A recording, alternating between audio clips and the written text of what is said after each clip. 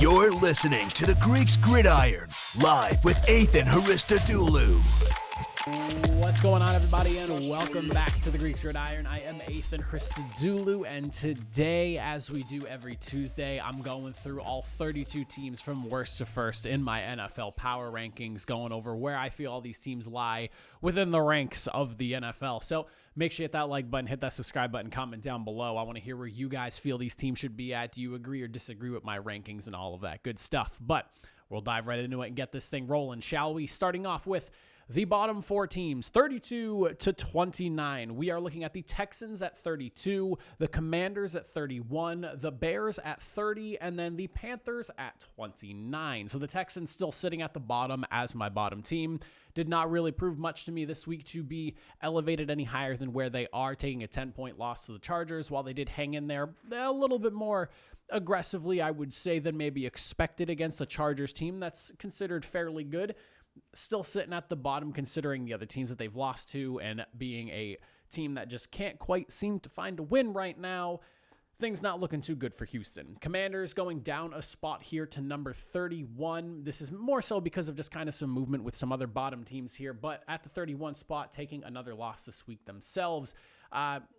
Another one of those teams just trying to figure themselves out as they work their way through the season here. Chicago Bears are also dropping a spot here down to number 30, taking their loss to the Giants. The passing game just is devolving every single week before our very eyes over there in Chicago, a team that isn't even averaging 100 passing yards a game right now. I just cannot really get behind what they're doing there. Defensively, not bad, but offense just looks terrible.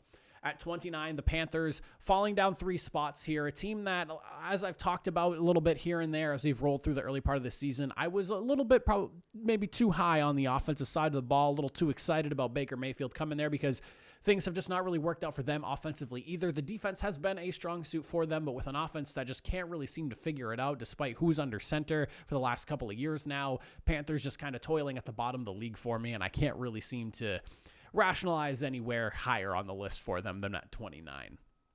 Moving into the next group of 8, we're looking at the Pittsburgh Steelers, a steep faller here, a team that has fallen now 4 more spots, working into the bottom 8 of the league. It's the offense. It really is the offense. The defense is really not that bad, even despite missing TJ Watt, but they brought in Kenny Pickett, brought a little bit of a spark. He did have 3 interceptions, an ugly tipped interception, and then a few others that were just kind of head scratchers. But overall, I think he did bring a little bit of a spark to the offense that you want to see. I know that there's still some drama with Matt Canada as the offensive coordinator over there. Offensive line sometimes feels like they're figuring it out, and then they're immediately just letting their quarterback get walloped, whoever's under center. So hopefully they figure it out there, but I'm definitely worried about the direction the Steelers team is trending in now, being 1-3. New York Jets moving up 4 spots here, getting themselves a nice upset victory over the Pittsburgh Steelers. I actually did pick them to get that upset win with Zach Wilson returning. You could definitely see he was shaking off some of the rust in this game here, but when it mattered most, leading down for a game-winning drive, very excited to see this Jets team be able to start to finally reach the full force that they're supposed to be. Obviously, offensive line is still a considerable issue, I would say, with the amount of injuries they're dealing with on that O-line. But overall, excited to see them with Zach Wilson under center. I think, again, rust to get knocked off this week. Hopefully, Zach Wilson looks a little bit better going into week number 5. At number 26, the Detroit Lions, dropping 5 spots here. A team that is leading the NFL in scoring and is on pace to be the second highest scoring offense in NFL history, but also can't stop a nosebleed on the other side of the football. You're scoring all these points and still losing games until that defense can figure it out. I don't really care what you're doing on offense. Even with all the injuries you're dealing with, you're still putting up all these numbers. That defense has got to figure it out over there in Detroit. They lose another game this week. Not thrilled to see that. I expected them to potentially pull out a win, and they could not get the job done, unfortunately, so I have them at 26 here. Seahawks at number 25, going up 3 here. Again, big victory for them. They were able to outscore that Detroit Lions team 48-45. Talk about a game. It was like I was watching college football or something like that with the amount of points just getting put on the board there. I will say that even though they were going up against the Lions defense that's let up a fair amount of points, I did not really expect them to be able to put up that many points, just considering, and I know that Geno Smith right now is at like 77% completion, so he's been very efficient. He's doing a solid job, 6 touchdowns, 2 interceptions. I just did not really expect this Seahawks offense to be able to put out that type of production. So very impressed. They do slide up a bit here, jumping over the Lions they just beat this week. Excited to see where this team continues to go forward, because right now, 2-2, definitely better than what I think what some people had in mind for the Seahawks right now. And there's definitely some surprising going on, especially at that quarterback spot. Moving into the next 4 teams, we're looking at the Colts at number 24, the Raiders at 23, the Falcons at 22, and then the Saints here at 21. So the Colts dropping 4 spots. They were listed at 20 for me last week, taking a tough loss to a division rival, Tennessee Titans. Fumbling is the biggest issue there. A lack of getting Jonathan Taylor involved at like the right times. I feel like I'm constantly thinking, man, this is a good opportunity for Jonathan Taylor to get the ball, and then they're throwing it, and Matt Ryan's fumbling the football. They got to figure that out. Offensive line is definitely not where it needs to be, despite all the money that's loaded into them, and an offensive line that just a couple of years ago was a top 5 unit in the league. Gone are those days, I've got to say, and I'm really concerned about the O-line right now. I'm starting to lose hope, I guess I should say, in Matt Ryan being the quarterback that was supposed to be the savior for the Indianapolis Colts as well. This is somebody that I wanted last year over in Indianapolis, and we ended up with Carson Wentz, and now here we are with Ryan now. Definitely not thrilled with the way things are going as a Colts fan speaking here. So hopefully things turn around, but right now, not feeling too high about them. Raiders at 23, moving up 4 spots here, getting a big and much needed victory over a Broncos team that, boasts a really solid defense. And for them to be able to put up the 32 that they did, impressed with that game, impressed with Derek Carr, getting Devontae Adams more involved in key situations. This was by far the best game that I think the Raiders have played so far this season, and they come away with a win over division rival at that. Excellent job by them.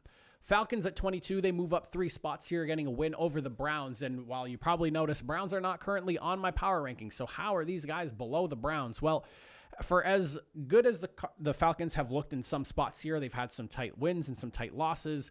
There are some concerns for me. The defense is not where it needs to be, I would say. And offensively, you have guys like Drake London, and you also have yourself a tight end in Kyle Pitts.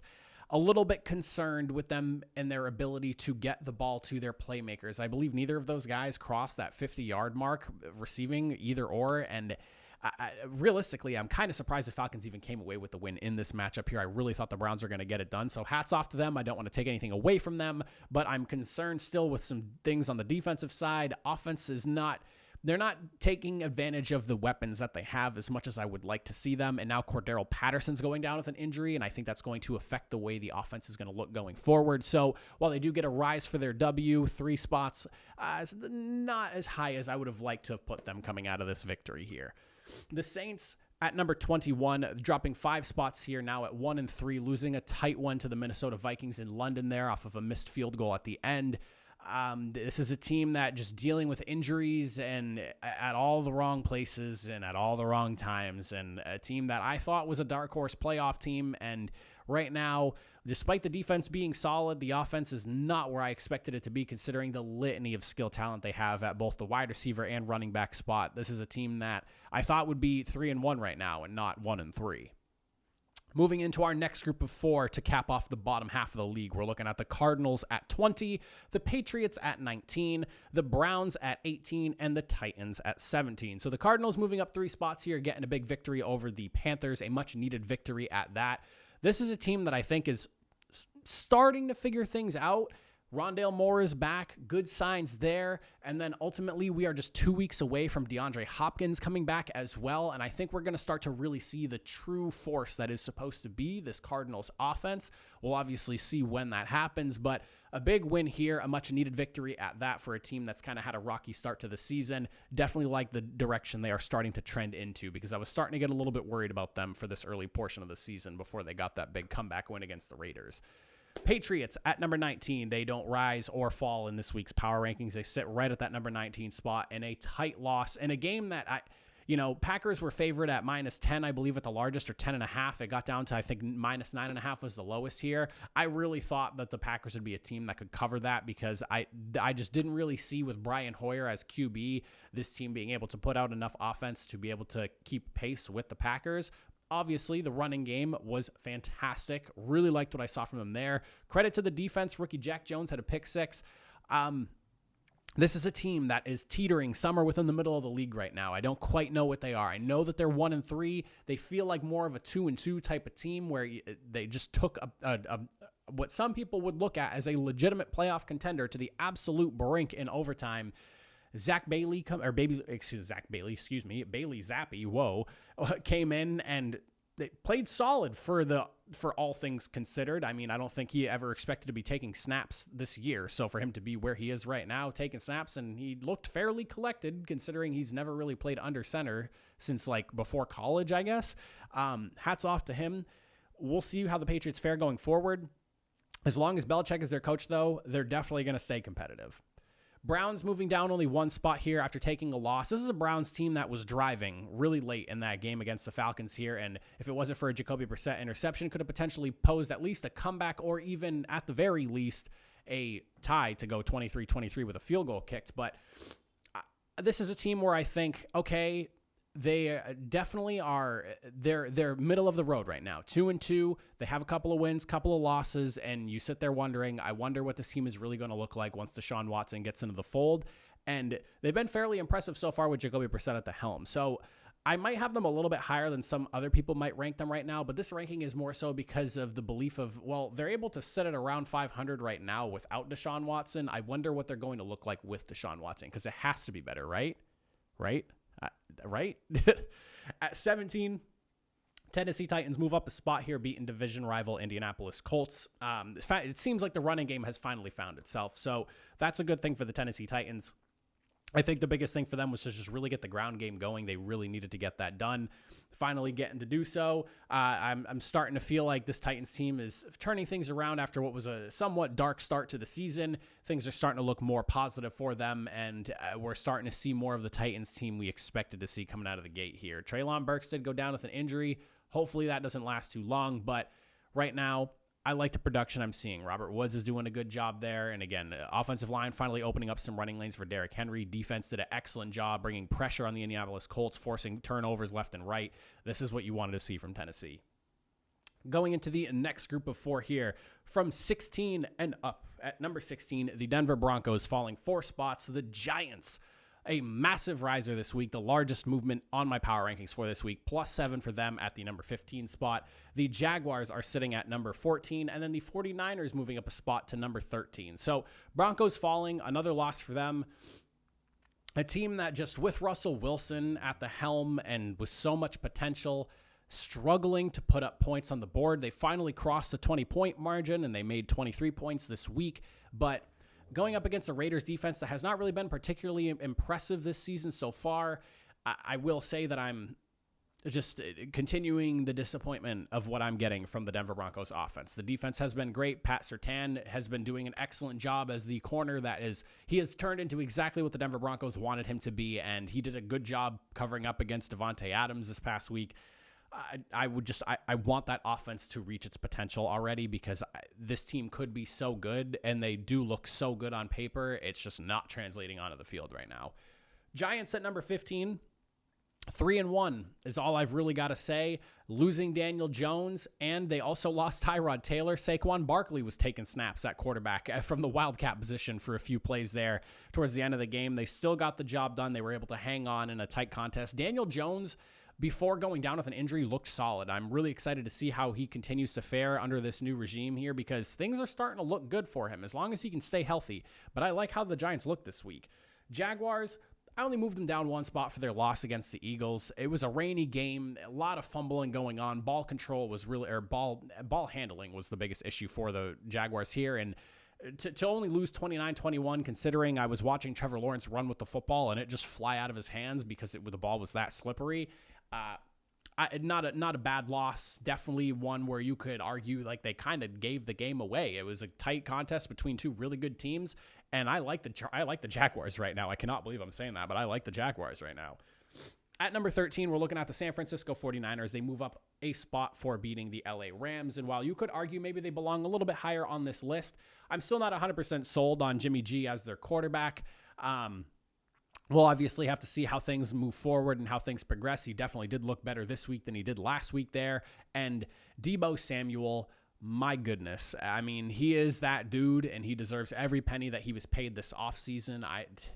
As long as he's in the fold, and that other guy, Jeff Wilson, that guy looks like he gets shot out of a cannon when he finds open field. So a lot of potential on the offense. If they can get the offense rolling, the defense over there in San Francisco, one of the best in the league. A top 5, no question about it. Arguably even top 3 at that.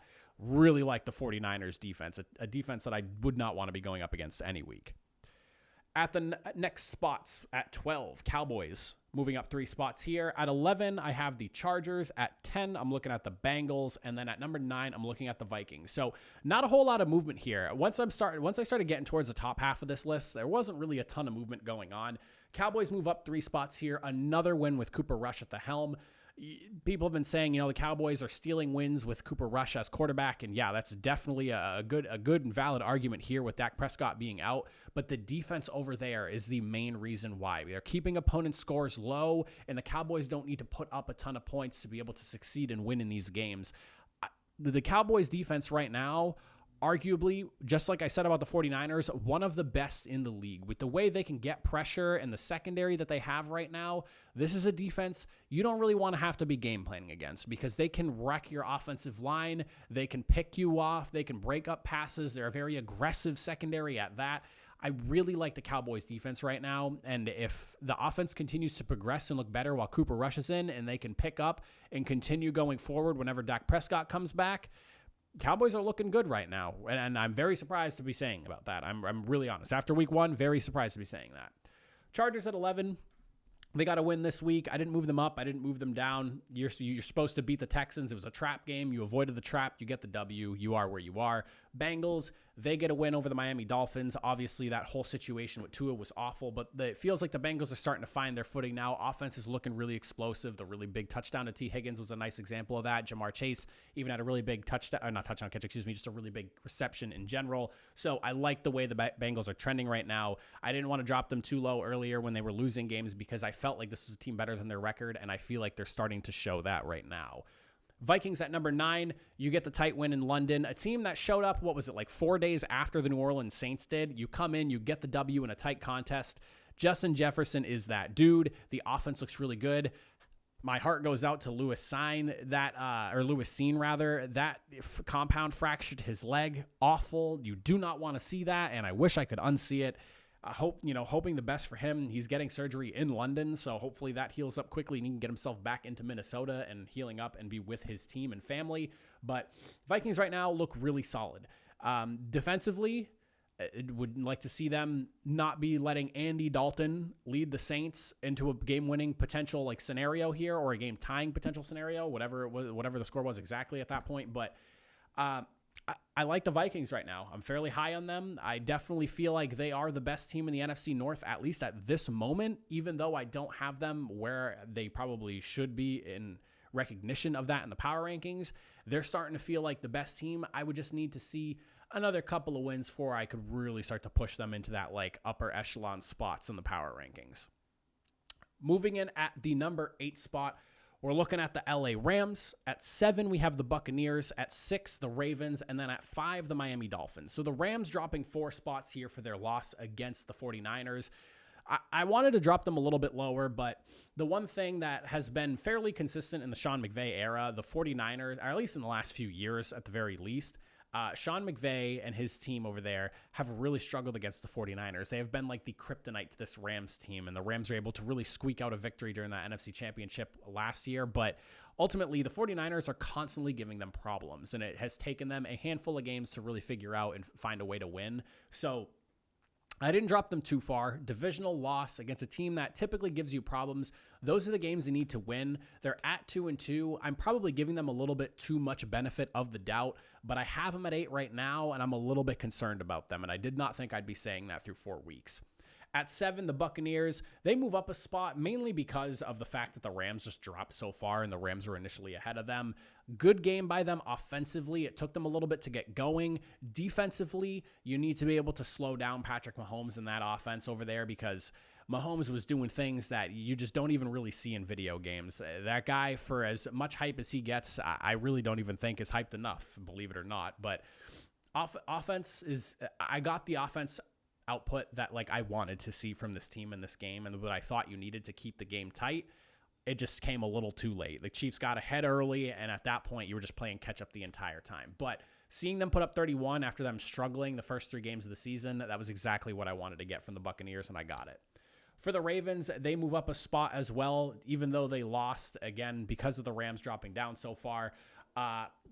Really disappointed. You take a 20-3 lead. You look really good. You're forcing turnovers. You are giving the Bills every single problem and then some to deal with, but ultimately you can't come out with the W. You got to win those games, especially when you're at home. Another blown loss at home that you literally had every reason to win. You got to figure that out. Dolphins sitting at number 5. They drop a couple of spots here. I still believe in this team. I know that Tua's not going to be playing this week, so curious to see how Teddy Bridgewater fares with the offensive weapons that they have over there in Miami. I think that this is a really talented group, and Teddy Bridgewater even showed he can hit Tyreek Hill for a monster gain if need be. So I'm not too worried about the Dolphins missing out on Tua this week. My concern is longevity. In the long term, how long is Tua going to be out? I didn't really expect him to play this week. I kind of almost don't even expect him to play next week. But if it goes beyond that, can Teddy Bridgewater lead the way for this team and keep them within the playoff race? They're sitting at 3-1 right now. If they can rattle off a win or even just go like 1-1 in the next couple of weeks, if they're missing 2 of the next 2 or so, that would be ideal. But, we'll see. We'll see. But right now, I'll keep them at number 5. I like them there. And then for the top 4 teams, at number 4, the Green Bay Packers, they move up a spot, more so because of the fact that, again, the Rams dropped. This is another one of those teams that just moved up because of other movement going on around them. The Chiefs slide up 3 spots here, back into the top 5 at the number 3 spot. The Bills stay put at number 2, and then the Philadelphia Eagles staying put at number 1. So Packers, again, tight win over the Patriots. We talked about that a fair amount at length talking about the Patriots, but run defense did not look good in that game. It just felt like I was watching Ramondre Stevenson bulldoze them defensively. And through the air, you're going up against Brian Hoyer and Bailey Zappi. Very surprised to see Zappi even be able to get a touchdown off in that game in such a wide open scenario. That's probably more so a credit to Bill Belichick being able to help scheme things out. I know it's Matt Patricia's offense, but I would be lying to you if I didn't say that I think Belichick has a very firm grasp on what's going on over there offensively as well. So probably more of a credit to just Belichick keeping his team within reach of this game through the entirety. But for the Packers to have let this game be as tight as it was is a little bit concerning. And I definitely wavered on maybe dropping them and weighed the idea a little bit, but we'll keep them at 4 right now. I'm fine with them being here. I'll just say that. I'm fine with them. At 3, the Chiefs, big game, 41 points. They bounce back after an Indianapolis Colts loss. I dropped them, and honestly, I probably shouldn't have dropped them because Patrick Mahomes basically made me eat my words. Offense looked awesome this week. Defense started out strong. As the game wore on, though, Buccaneers started to make a comeback, but I mean, with how good Tom Brady is and with the amount of skill talent they have over there in Tampa Bay, when that offense gets clicking, 31 points, it's probably a solid game to have defensively against them. So to be able to hold on, get the W, and you jump out to such an early lead and you're able to maintain that lead through the entirety of the game, good for them, good for the Chiefs, good win. Hats off to them, back in the top 5. The Bills at number 2, you get a big victory over a team that was completely demolishing you in the first, 20, 25 minutes or so of the game. To come back, keep your poise in a downpour because it was raining hard at some points in that game. Great win by them. Second best team in the league, I would say at this point. You could definitely argue they're number 1. But for me, Philadelphia Eagles at 4-0. They're just continuing to find ways to win despite what's going on around them. Not a great game. Jaguars got ahead early, and I was really worried about this game getting way out of hand for the Eagles, but they were able to battle back, tie it up, get the lead, keep the Jaguars at bay, doing what teams should be doing if they are as good as advertised. You find adversity, you overcome adversity, and you still come out on top as a winner. That's what the Eagles have been showing me so far this season. I really like what I'm seeing from them. But those are my power rankings for the NFL this week. All 32 teams are ranked from worst to first. Again, let me know in the comment section down below how you feeling about all these teams. Do you agree or disagree with some of my rankings? I'd love to hear what you guys have to say. But that's it for me. I'll see you guys next time. Have a good one.